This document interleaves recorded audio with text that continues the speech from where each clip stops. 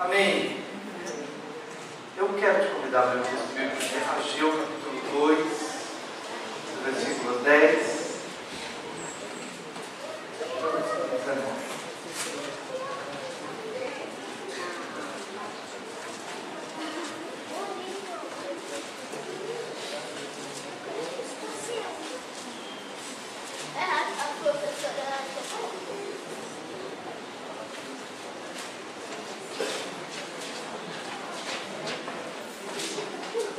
Saindo da Bíblia de alguém.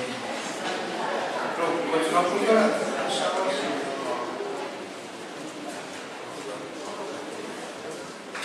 Na minha Bíblia, eu acho que eu estou bem pertinho de Zacarias, tá? Dá uma olhadinha nas duas. Zacarias e Malaquias, aí acaba o Antigo Testamento. Eu, Zacarias e Malaquias.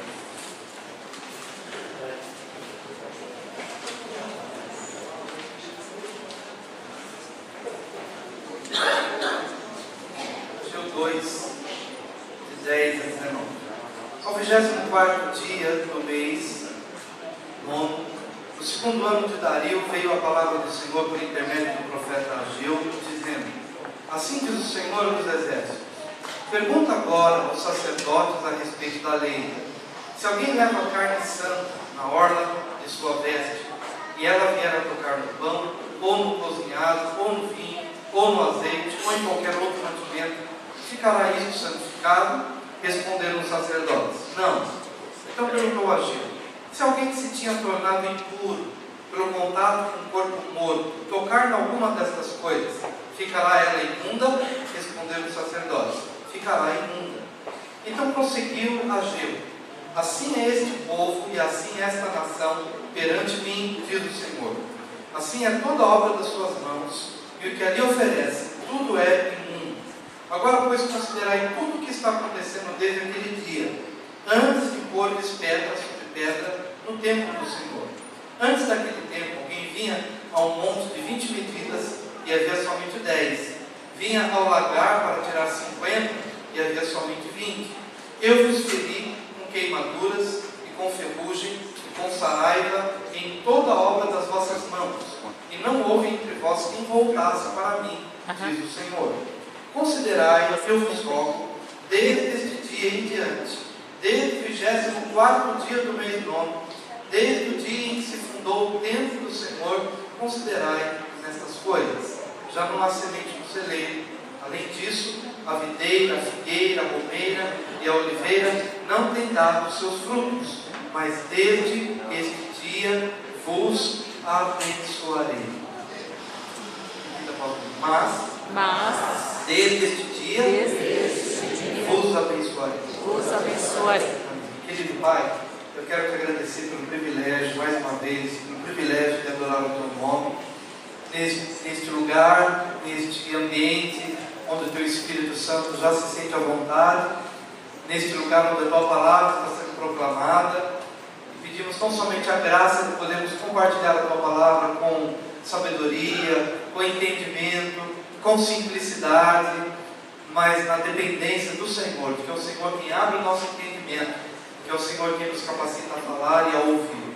Ajuda-nos, Senhor, nesta manhã, em nome de Jesus, tirando o véu dos nossos olhos e ajudando-nos a compreender a tua vontade boa, agradável e perfeita. Tributaremos ao teu nome o louvor, o reconhecimento, o elogio, porque só o Senhor é digno, só o Senhor é digno. Tudo é teu, tudo vem de ti, tudo volta para ti. Dou graças em nome de Jesus. Amém. Eu gostaria de falar nessa manhã sobre o poder da convivência. Repita: o poder da convivência. O poder da convivência.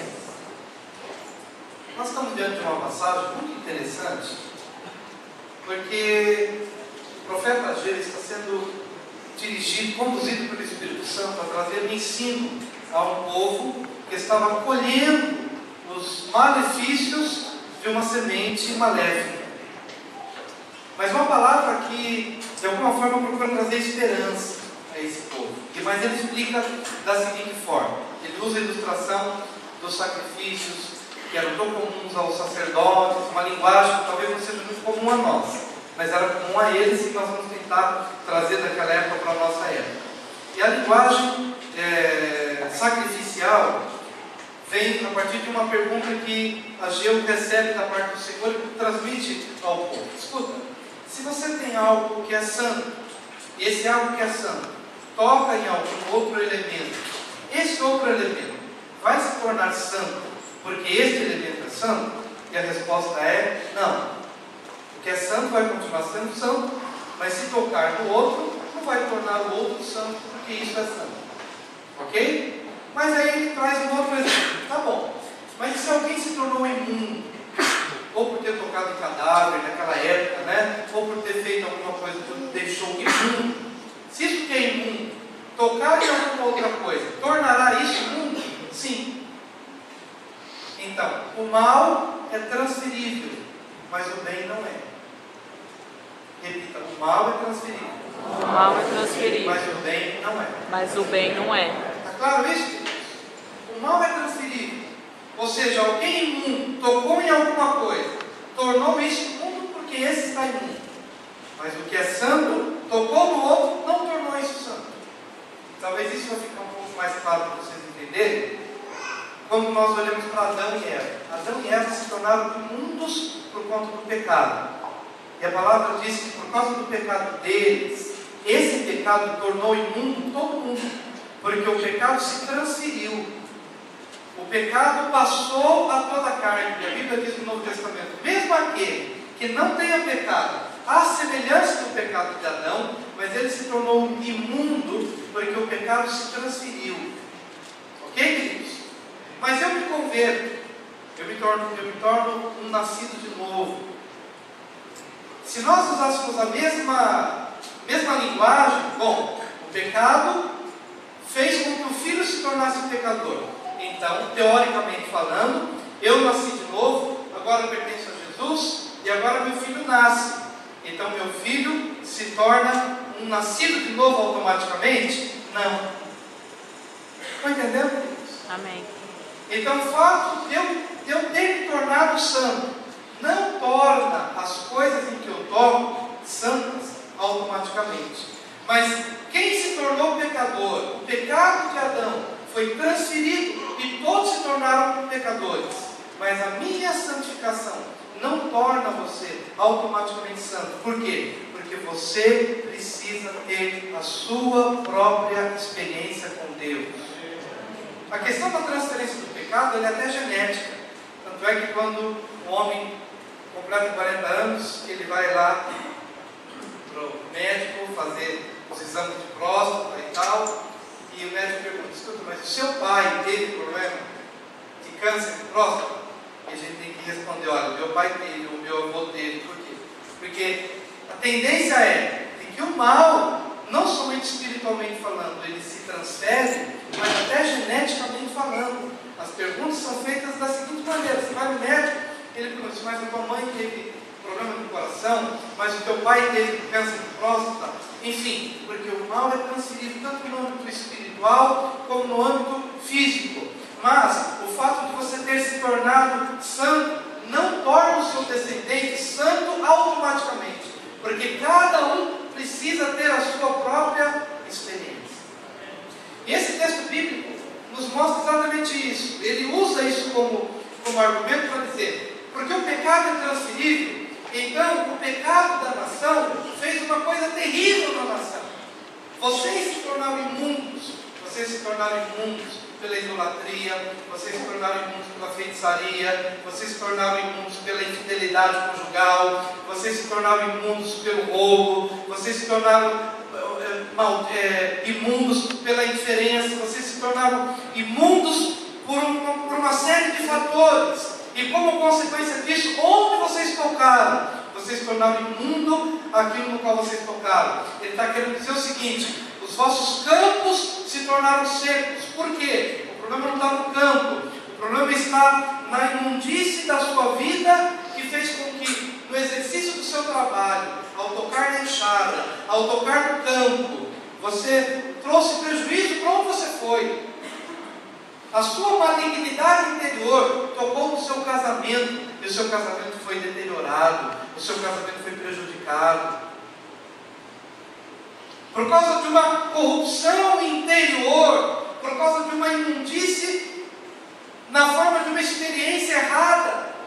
Você tocou nas suas finanças e as suas finanças foram prejudicadas. Você não consegue sair das dívidas, você não consegue sair dos problemas de relacionamento, você não consegue sair das situações que te embaraçam. Por quê? Porque é um problema espiritual. Ele falando aqui para o povo, há um problema espiritual nas vossas casas, nas vossas famílias, de maneira que hoje vocês olham para o contexto da nação e vocês encontram os campos secos, olham para o céu e não há chuva. Vocês olham para os celeiros estão vazios, não há trigo, não há semente, não há poder de armazenamento. A chuva não cai, a chuva não desce. Por quê? Houve um problema que tornou cada um de vocês imundos. E no que vocês tocaram, nos trabalhos, nos empreendimentos, nos relacionamentos, na família, nas finanças, vocês perceberam o mal transbordando, tocando e tornando imundas todas as coisas. Porque o mal é transferido. Porque o mal se transfere. E talvez hoje nós estejamos ministrando a famílias cujo mal de alguma forma está evidente. Por quê? Porque esse mal afetou talvez a sua relação com o seu filho. E por alguns anos, esse filho colheu a semente da indiferença. Colheu a semente da agressividade verbal, da agressividade relacional. Por alguns anos, você olha para o contexto da sua casa e os celeiros estão vazios. Vazios do quê? Vazios de afetividade, vazios de amor, vazios de companheirismo. Por quê? Porque onde você tocou com violência, com malignidade, com mentira, com engano, com ódio, onde você tocou, você percebeu que houve uma disseminação daquilo que não deveria ser disseminado. E exatamente isso o quadro que o profeta está vendo. Olha para os campos, olha para os celeiros, olha para a nação. Não há bem algum na nação. Porque tudo foi contaminado pelo toque de vocês, pela vida de vocês, pela expressão da vida de vocês se tornaram imundos. Amém? Mas a palavra de Deus está falando sobre algo de esperança. Porém, diga, sempre um porém de Deus. Há sempre um porém de Deus. Glória a Deus. Diga para o seu vizinho, nem tudo está perdido. Diga isso.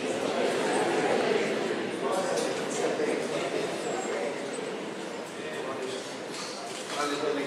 Nem tudo está perdido, sabe por quê? Porque é um evangelho transformador. Porque se o quadro são somente esse, e somente esses, nós nem estaríamos aqui. Mas estamos aqui porque é esperança.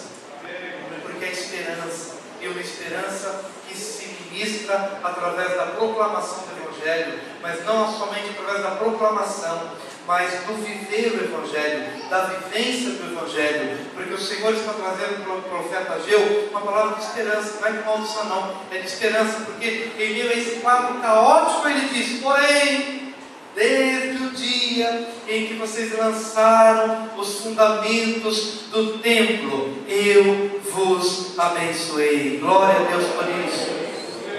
Estava querendo dizer o seguinte, que tudo bem, o mal se proliferou, mas agora há uma outra ação que vai abençoar. E a ação é, a partir do momento em que vocês lançaram os fundamentos do templo para trazer a presença do Senhor para a nação, a partir deste tempo, a partir deste dia, eu vos abençoarei. Mas a relação é diferente. O mal se transfere, mas o bem não se transfere da maneira como o mal foi transferido. Então, como ser abençoado? Interessante que por um determinado tempo, o povo veria duas escalas, uma aqui em cima e outra aqui embaixo. Esse é o mal, e o mal e os seus efeitos. E esse é o bem e os seus efeitos. Um está bem em cima, né? O que o povo via na nação era mal, campos secos, não há chuva, terra que não produz, aqui em cima. Mas no dia em que eles lançaram a pedra fundamental, o bem estava aqui. Com o decorrer do tempo, esse quadro caótico daria lugar a um outro quadro. Aleluia. Daria lugar a um outro quadro. O bem se sobrepujando, o bem se evidenciando e o mal sendo desfeito, o mal sendo abatido até se tornar nulo. E a palavra profética é: tenha paciência, porque por 20 anos você tocou e as coisas se tornaram ruins. Hoje você lança a pedra fundamental, mas por algum tempo você ainda vai ter que ter paciência, porque esse mal semeado durante tantos anos, ele ainda está aí. Quantas vezes nós, como crentes, nós ficamos desanimados, não é verdade? A gente pensa o seguinte: puxa, minha vida está um caos, as finanças, os relacionamentos, tudo está ruim. Aí a gente pega, se converte, vem aqui diante de Deus, recebe Jesus no coração, e no dia seguinte a gente deseja que essa santidade se transfira como o mal foi transferido. Então a gente começa a tocar nas coisas e dizer, como numa varinha de condão, né, uma varinha mágica: olha, seja transformado, seja transformado. E a gente vai achando que todo este quadro caótico de uma hora para outra vai ser mudado por transferência. Mas não é assim. Não será por transferência, mas será por convivência. Diga: santidade. Santidade. Será ministrado. Será ministrado. Não por transferência. Não por transferência. Mas por convivência. Mas por convivência. Então a gente recebe Jesus e pensa assim: como no dia seguinte o Senhor vai fazer uma provisão e as dívidas serão pagas e o meu filho vai começar a me respeitar, porque ele não me respeitou por 20 anos de indiferença, de agressividade, de tudo. Então, porque eu me tornei crente, agora eu vou impor as mãos sobre ele, e através da imposição de mãos as coisas vão acontecer. Porque a gente acha que é dessa forma.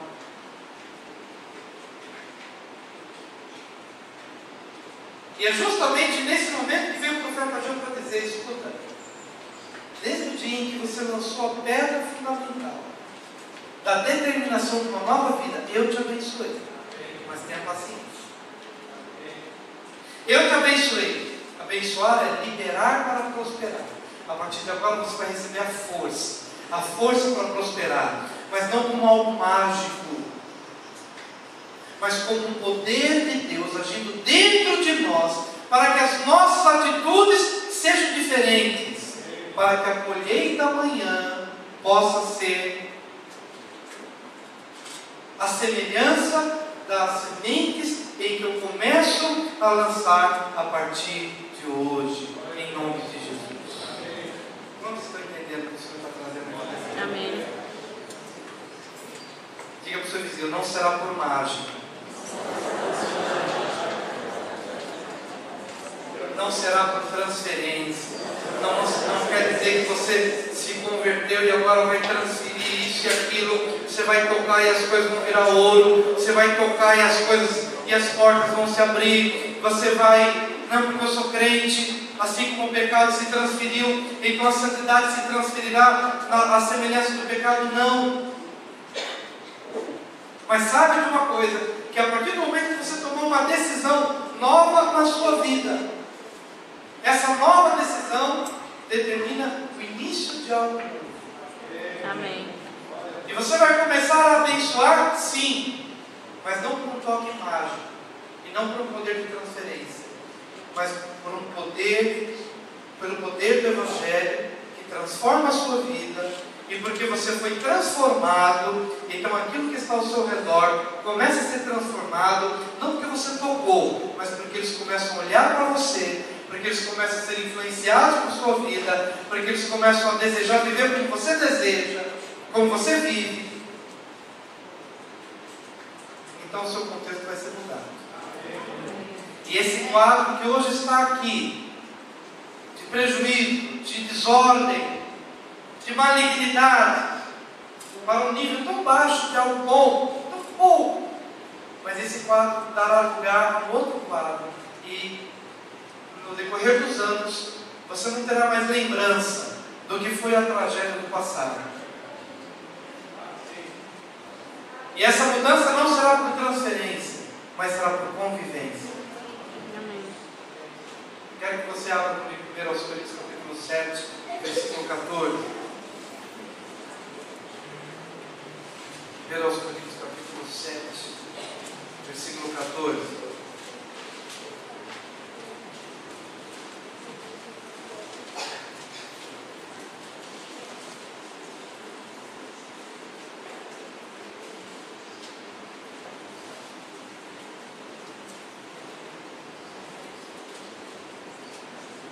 Coríntios 7, versículo 14, a Bíblia diz: porque o marido incrédulo é santificado no convívio da esposa, e a esposa incrédula é santificada no convívio do marido crente. Dou outra sorte que vossos filhos seriam impuros, porém agora são santos. Diga: o marido incrédulo é santificado pelo toque santificador da esposa. Foi isso? Foi isso que eu estou pegando você, dá uma pegadinha. O marido incrédulo é santificado, não porque a mulher tem um poder mágico e santificador nela própria para santificar, mas essa santidade vivida, essa santidade assimilada, essa santidade transbordante, abençoa o marido de tal maneira que ele é santificado no convívio com a mulher santa, com a mulher crente. No convívio, diga convívio. Convívio. Amém? Amém? Por quê? Porque talvez na sua impiedade ou na sua incredulidade ele possa fazer de tudo para tirar ela do sério, conscientemente ou não. Não estou atribuindo maldade intencional, mas às vezes na natureza dele de não compreender alguma coisa, em alguns momentos talvez a gente possa perceber isso. Vou ver se eu atiro do sério agora, vou perceber, eu vou pressionar e tal. Mas de repente, quanto mais há uma incidência dessa ação, mais ela permanece na condição de mulher de Deus. Pode falar o que falar, pode perseguir o que quiser perseguir, pode fazer isso ou aquilo, mas eu tomei uma decisão de ser, a minha vida será uma vida vivida diante de Deus, e eu não me permitirei ser refém de ninguém.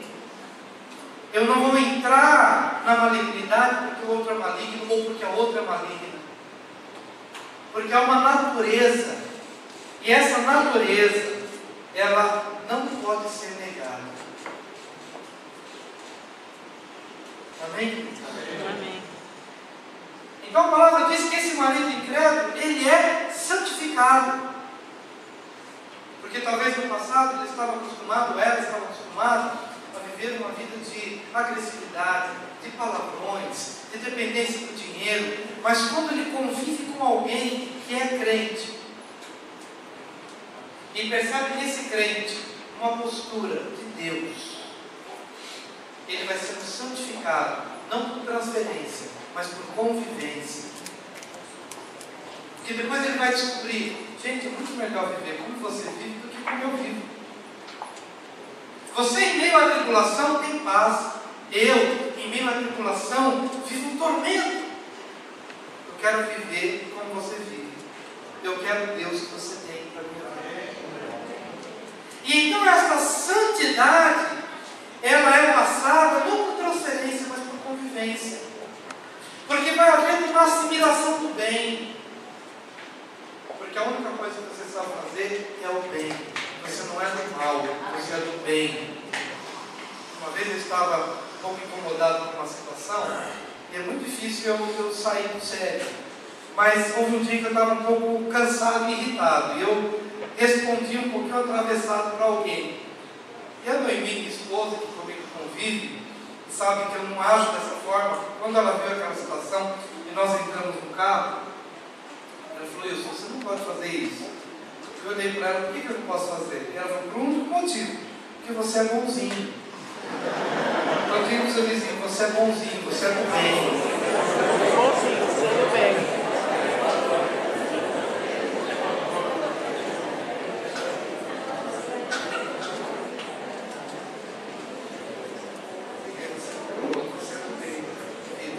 Apesar de ser São Paulino, você é.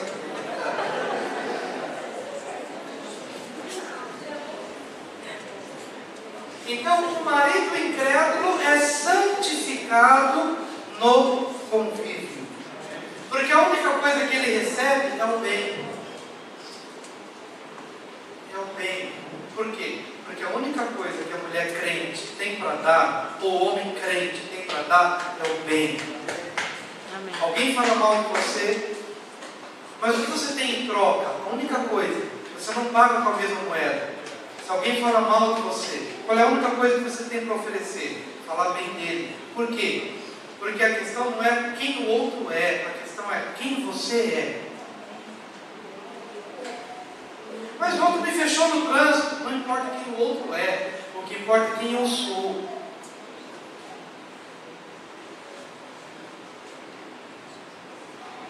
Quem eu sou. Lá em Mateus 5,44 vai ficar claro isso para nós. Mateus 5,44.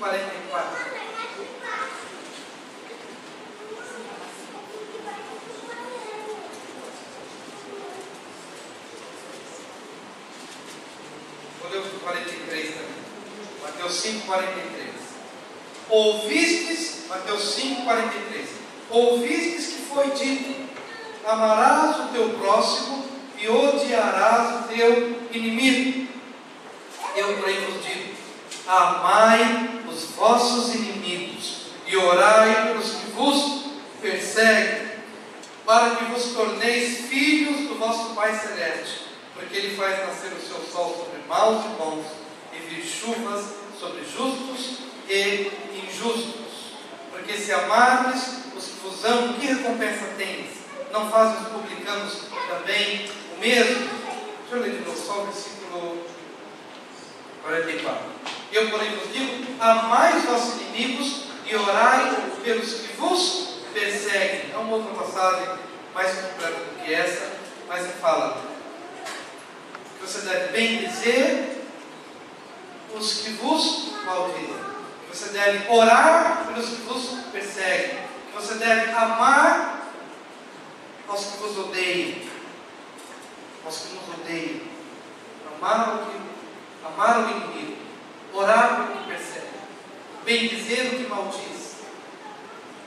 Talvez por algum tempo a gente considere assim: puxa, amar o inimigo. Como eu vou amar o inimigo? Quanto mais o teu foco está no inimigo, mais difícil vai se tornar isso. Mas quando você muda o foco, tira o olhar do inimigo e olha para você, então tudo muda de figura. Como eu vou amar o inimigo? Porque o meu foco não está no inimigo.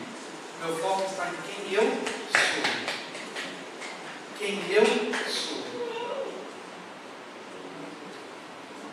A mesma fonte não pode jorrar a água doce e a água salgada. Qual é a água de onde emana? Qual é a tua fonte? Qual é a tua fonte? E alguém vai dizer: pastor, mas eu fiz isso porque o outro me tirou do sério. Tá bom, mas qual é a tua fonte? Quem você é? A questão não é o que o outro é, ou o que o outro fez, mas a questão é: quem é você? Quem é você? Amém? Amém. Você só tem uma coisa para dar. E quanto mais você se deixa transformar pelo Evangelho, nós vamos olhar para cada um aqui, Deus, cada um aqui, nós vamos olhando. Você está se tornando mais parecido com Jesus. Sabe aquela malignidade que se transferia, tudo que você tocava, interessante. Agora, você está sendo mudado. E como consequência, as tuas coisas estão sendo abençoadas, não porque você está tocando e está virando ouro, mas porque você agora é uma pessoa que ora por quem você não orava antes. Agora, você é uma pessoa que ama a quem você não amava antes. Então, o teu amor transformador transformou a tua vida e está transformando o seu entorno. Não por mágica, não por transferência, mas por vivência. Porque você vive o Evangelho. O Evangelho é amor. O Evangelho é bondade. O Evangelho é benignidade. O amor não faz mal ao próximo. Há uma descrição do que é o amor. Há pouco tempo eu tive que chegar numa pessoa e dizer: você diz que ama tal pessoa, mas veja o fruto das suas ações. Nada do que você faz combina com o amor que você professa ter. Porque o amor não é isso. O amor não sufoca. O amor não persegue. O amor não maltrata. O amor não agride. O amor não é violento. O amor não é possessivo. O amor não é dominador. O amor não é egoísta. O amor não está voltado para os seus interesses. O amor se doa. O amor está interessado não porque eu tenho de perder, mas porque eu amo, eu prefiro perder para que o outro seja feliz. Porque o amor não é possessivo, o amor não é controlador. O amor está descrito em 1 Coríntios, capítulo 13. E a grande pergunta é: quem você é? 1 Coríntios, capítulo 13.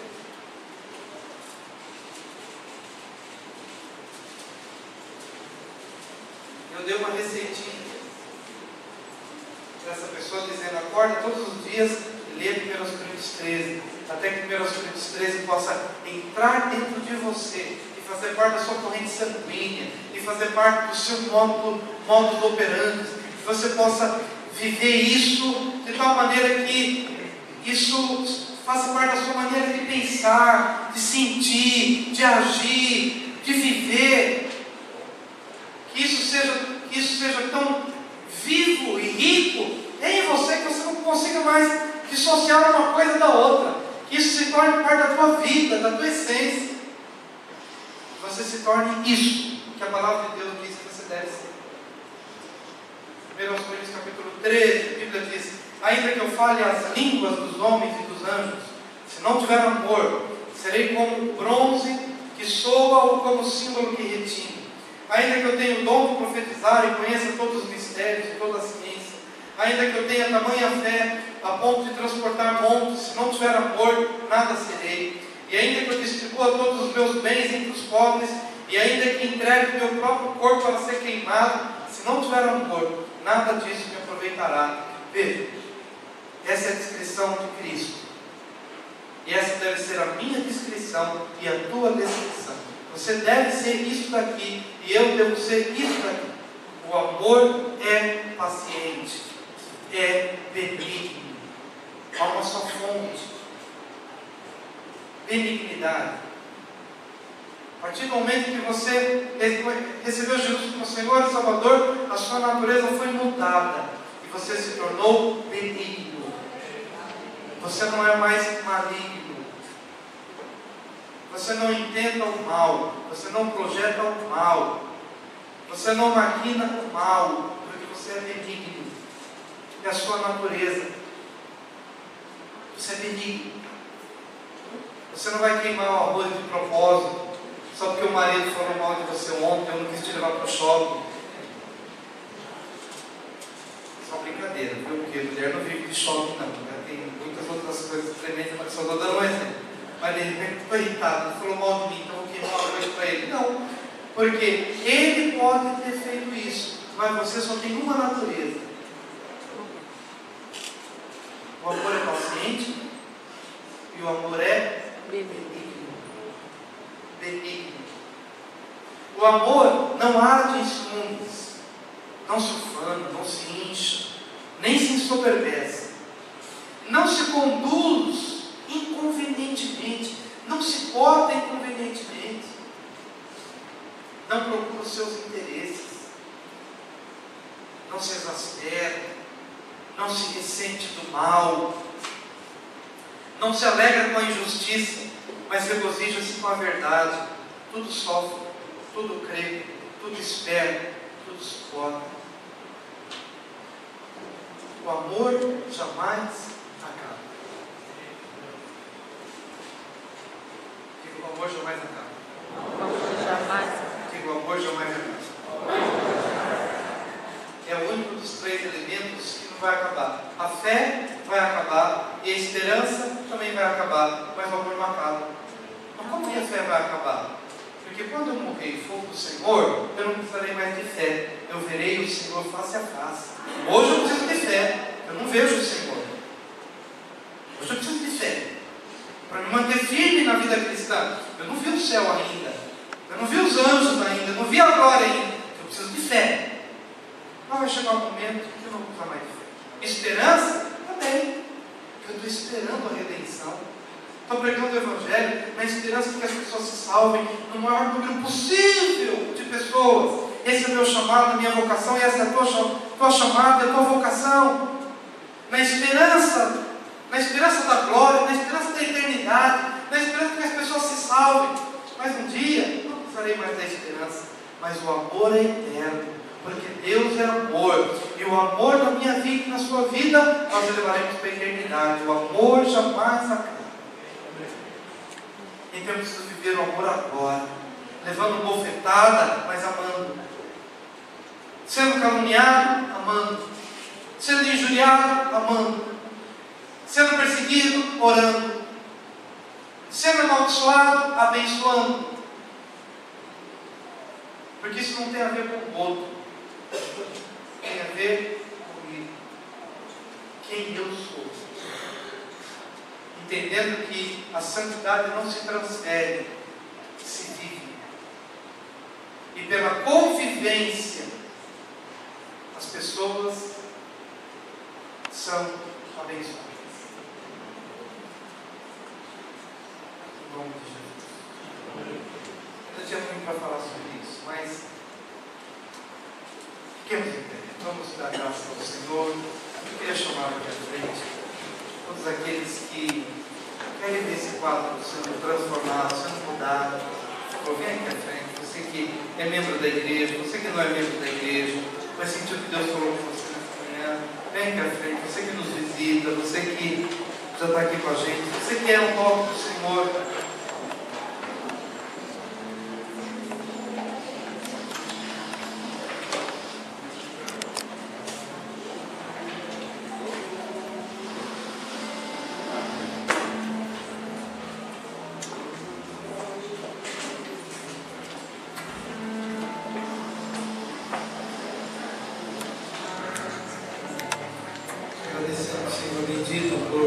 Tudo bem? Eu faço.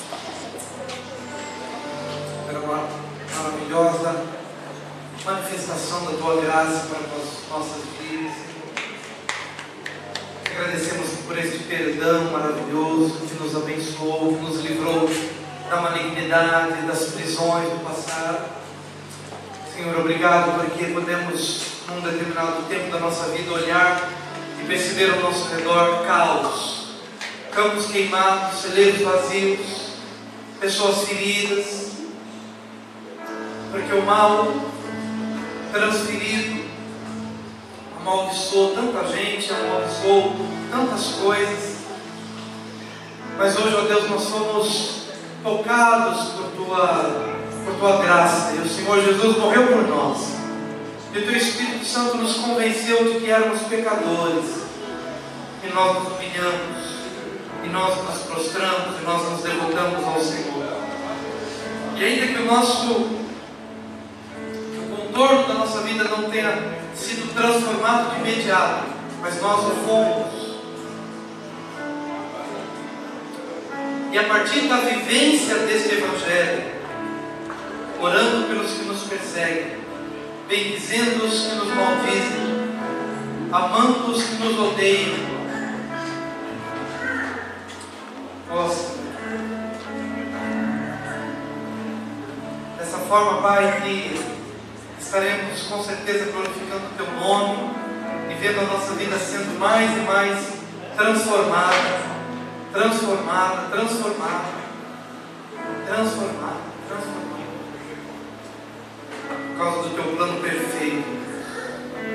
Não será num toque de mágica, e não será por uma transferência santificadora, mas será por uma vivência do Teu Evangelho, e na convivência com pessoas assim, com pessoas transformadas pelo Evangelho, o mundo tem uma esperança de ser também transformado.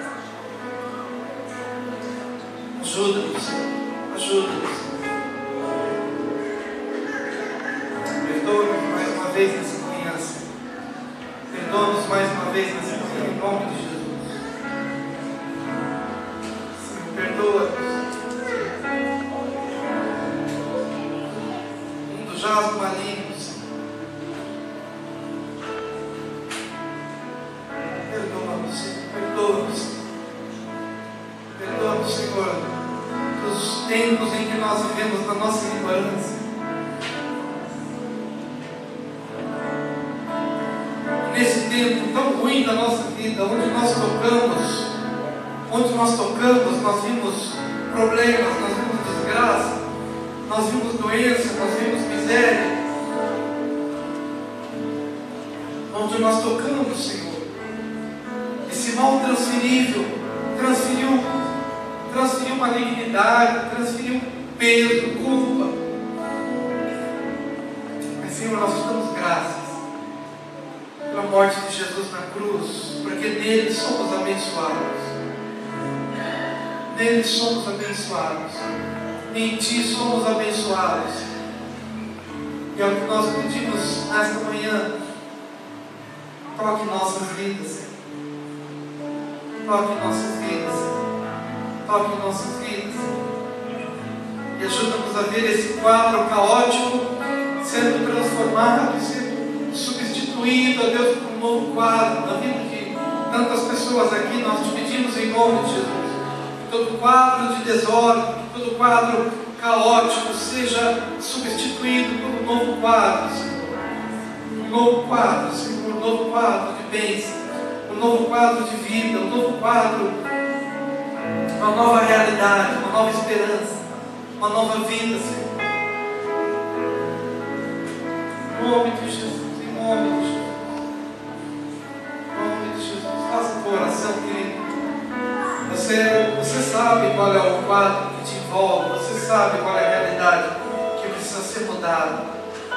Não será mudada por mágica, mas será mudada por uma nova postura, pela vivência do Evangelho, o Evangelho puro, o Evangelho simples, o Evangelho de poder, o Evangelho restaurador, o Evangelho santificador. Quando nós cantamos o hino ao Senhor, vai falando do Senhor, vai falando do Senhor, os quadros que precisam ser mudados.